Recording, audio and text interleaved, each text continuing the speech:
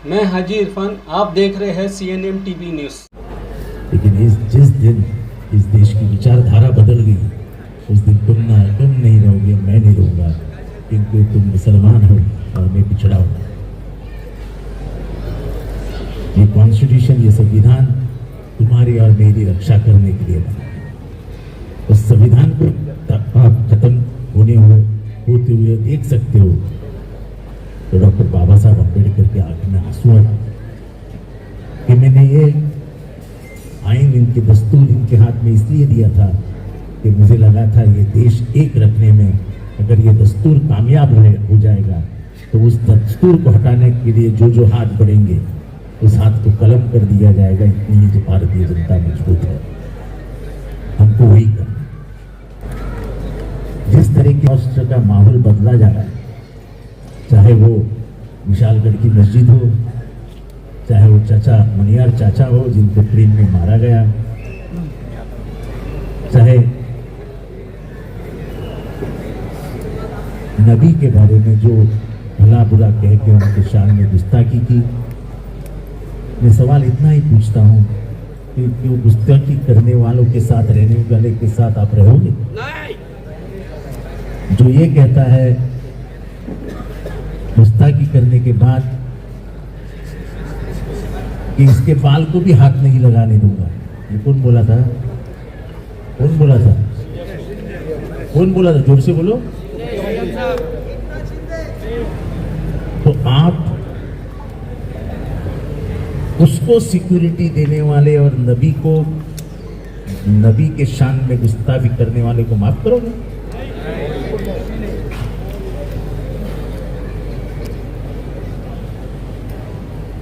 वही मलंगड़ पे गए थे, क्या कहा था? मलंगड़ शहीद कर देंगे।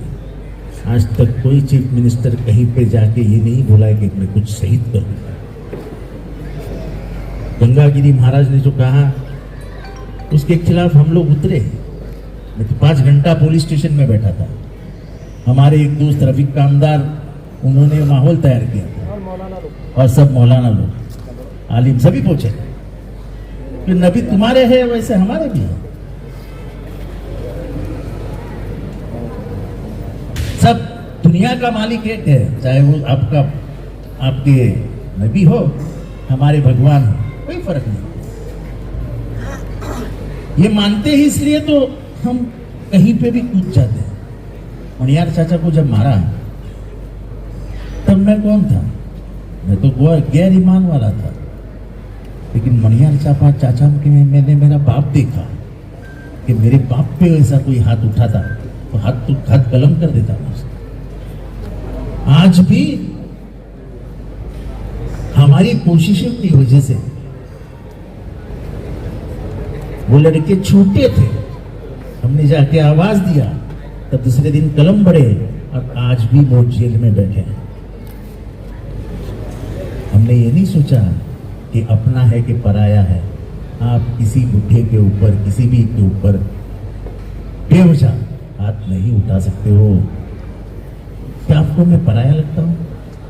मैं आपसे सवाल पूछना चाहता हूं। तो ये क्या नया शुरू हो गया? अपना वाला है, अपना वाला है, अपना वाला है। तो मैं इतने दिन जो आपकी सेवा की वो पराया हो के की क्या? ये रास्ते बनाए, गटर बनाए, ATS से लड़ा, पुलिस से लड़ा। आज हमारे शहर में 14 बैंकें हैं, 20-30 ATM हैं। बोले टोरेंट पे आपको शक है, मुझे शक है, सबको शक है, लेकिन 24 घंटा लाइट है।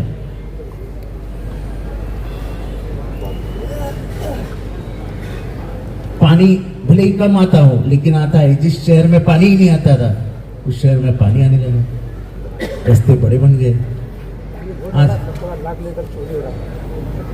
आज अपना लिटरेसी परसेंटेज देखो कि अपने यहाँ के कितने बच्चे CA, MBBS, PE कहाँ पढ़ रहे हैं। ये क्या है?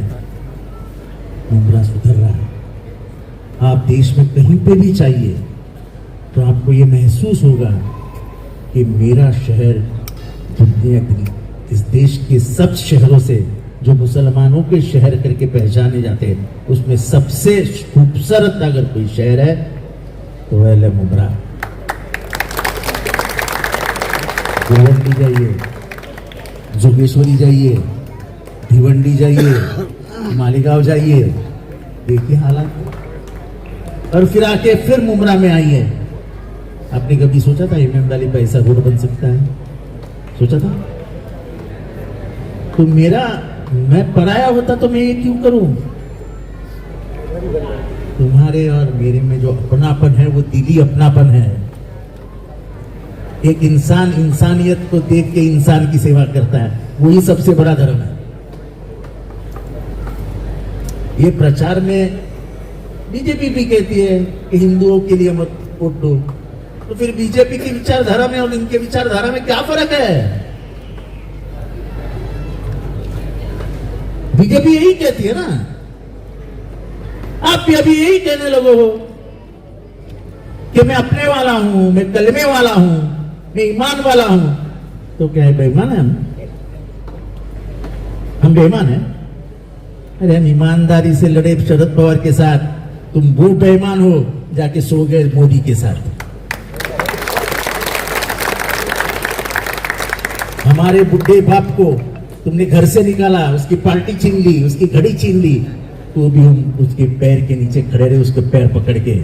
हमें जो खुददारी है, हमने जो ईमानदारी है, आप दूसरा तीसरा चौथा जन्म भी लोगे ना, आपके पास नहीं। हमको सत्ता की लालच दी थी, हमने सत्ता को लात मार दी कि हम हमारी सोच विचार से गद्दारी नहीं करेंगे। हम हमारे सोच विचार से गद्दारी नहीं गए। और आप हमें सिखा रहे हैं, आप चिटक के क्यों खड़े रहते हो? थोड़ा खड़ो ना। आपकी घड़ी की चाबी किसके हाथ में है? नरेंद्र मोदी। अमित शाह चाबी देते हैं। आप क्यों जाते हो दिल्ली में टिकट मांगने के लिए? तुम नहीं हो ना बीजेपी के साथ, तो क्यों जाते हो? आज तुमने बोलते बोलते क्यों कहा कि हम बीजेपी, शिवसेना और क्या अलायंस के उम्मीदवार हैं? तो वह है तो है। मैं कैसे कहता हूं, मैं केजरीवाल, अखिलेश यादव, राहुल गांधी, शरद पवार, उद्धव ठाकरे, ममता बनर्जी, स्टालिन, हम सबके उम्मीदवार हैं। जो इस देश का नफरत भरा माहौल हटाना चाहते हैं, मैं उसका उम्मीदवार हूं। और ये बात फख्र है कि ये देश में नफरत जिंदा नहीं रह सकती, क्योंकि ये देश गांधी का है, जिन्हें पूरी दुनिया में कहा कि नफरत से तुम जी नहीं सकते हो, आंख के बदले में आंख मांगोगे तो एक दिन ये पूरी दुनिया अंधी हो जाएगी। जिन्होंने पहली बार दुनिया को दिखा दिया कि बिना शस्त्र भी एक पूरा स्वतंत्र संग्राम चलाया जा सकता है, और बिना शस्त्र लिए उसने ब्रिटिशों को बाहर भगाया, वो गांधी का। भिवंडी, गोवंडी, जोगेश्वरी, शिवाजी नगर, अणुशक्ति नगर, जाओ देख के आओ, फिर पता चलेगा मुमरा क्या हुआ। 1200 में घर बेचा जाता था, इधर शाम कितने में घर बेचा जाता था? आज 6,500 में भी घर नहीं मिलता, 6,500 में। ये क्यों हुआ? क्योंकि रस्ते आए, पानी आया, गटर आया, मीटर आया, लाइट आया। हाँ, करंट के बिल में ये हो रहे हैं। ये कहता हूं आपको कि 2 महीने में जितने भी मीटर लगाए हैं यहाँ पे, सरकार आने के बाद अगर हम मंत्रिमंडल में आते हैं, क्योंकि ये लाया बीजेपी है, मैंने नहीं लाया है। ये जो मेरे नाम पे कुछ भी हुआ कि मेरे नाम पे बिल फाड़ देते हैं, क्योंकि मैं उत्तर नहीं देता, मैं बचपने से नहीं खेलता। अच्छे हैं, इनको मालूम नहीं सरकार चलती है, किसकी सरकार रहती है तो कानून कौन लाता है? सरकार जिसकी रहेगी वही टोरेंट ला सकता है। और संस्कार मुख्यमंत्री ने कहा था, यहाँ कहा था कि नहीं, क्या आप मेरे बेटे को चुनको दो, तुरंत का इमीडिएट इंक्वायरी लगा दूंगा। कितने महीने होंगे उसका बेटा चुनका है? आके 3 महीने से ऊपर हो गए, 6 महीने से ऊपर हो गए। लेकिन क्या कमेटी, मैं आपको वादा दिलाता हूं कि तुम्हारे सब मीटर बॉक्स चेक किए जाएंगे, और एक मीटर बॉक्स में भी गलती निकली तो उस मीटर बॉक्स को रिप्लेस करके आपको जितना पैसा आपने भरा है उतना वापस देना पड़ेगा। ये हमारे मैनिफेस्टो में है, मैंने डरवा के भेजा है। ये पहले कैबिनेट में इसका कानून बनेगा और कानून तहत पूरे स्टूडेंट की इंक्वायरी लगेगी और आपको राहत दिलाएंगे। ये जिम्मेदारी के साथ कहता हूँ और फिर से आपकी अपील करता हूँ कि ये देश को बचाने के लिए, आपके शरीयत को बचाने के लिए, महाराष्ट्र में अमन और शांति रखने के लिए आप राहुल गांधी, केजरीवाल, अखिलेश यादव, शरद पवार, उद्धव ठाकरे के इंडिया अलायंस की निशानी तुतारी दबाइए, तुतारी बचाता हुआ आदमी का निशान दबाइए और आपका उम्मीदवार जितेंद्र आह्वार को विजयी बनाए। इतनी ही आपसे प्रार्थना करता हूँ। खुदा हाफिज। ये दो काम मुझे बोले गए हैं, सलीम भाई ने बोला गार्डन एंड गटर। ये आज तारीख क्या है? 28। कल नहीं तो परसों से काम शुरू हो जाएगा। बड़ी खुशी की बात है कि हमारे बीच सलीम अंसारी साहब मौजूद हैं।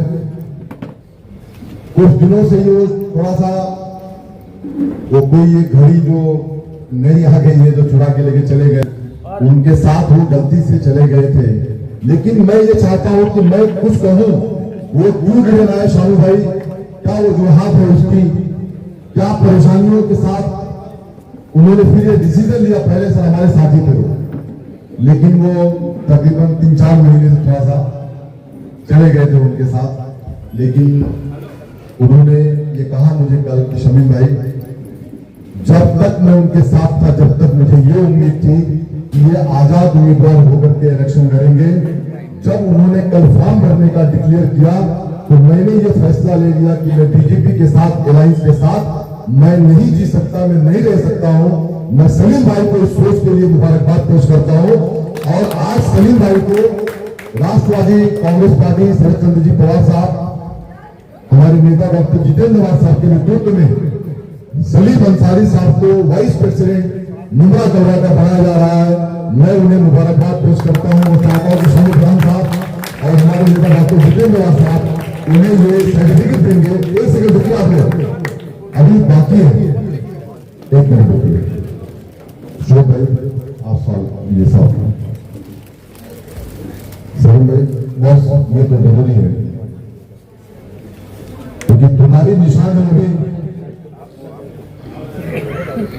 ये बात नहीं बताना पड़ेगा। अरे ठीक है साहब, आप नेता है हमारे। अरे नहीं साहब, आप सोसाइटी में आए साहब, कैसे नहीं आपसे कमजोर है। मैं चाहता हूं कि जो शब्द सलीम भाई बस एक ये हाफिज कुरान है, मौलाना है, तालीम नहीं रखे लेकिन हाफिज कुरान मौलाना है, हमारे मुफ्ती साहब जानते हैं। मैं चाहता हूं कि 2 शब्द वो भी कुछ कहें कि किस तकलीफ के साथ जी रहे थे और आज क्या खुशहाल करो उनके लिए। मैं अपने सोसाइटी के तमाम साथियों को शुक्रिया अदा करता हूँ जो हमारे साथ खड़े हैं। और इंशाअल्लाह 15 साल से हमारे अवार साहब के साथ थे। चंद दिनों के लिए मैंने भटक गया था, इसके लिए भटका था कि कुछ ऐसा था कि हम बीजेपी के साथ नहीं हैं, कुछ फोटो अलग लगता है, वहाँ कुछ फोटो अलग चलता है, कलवा में फोटो अलग चलता है तो मुमरा में फोटो अलग चलता है। अब इसके हिसाब से जब पर्चा भरा गया तो मालूम चला कि बीजेपी है और जो हमारे साथ बीजेपी कर रही है, तो मैं हमारा दिल गवारा नहीं करता है। तो हमारे शरीफ भाई की मोहब्बत जो है काफी साल से है और उनकी मोहब्बत हमको खींच करके लेके चली गई है।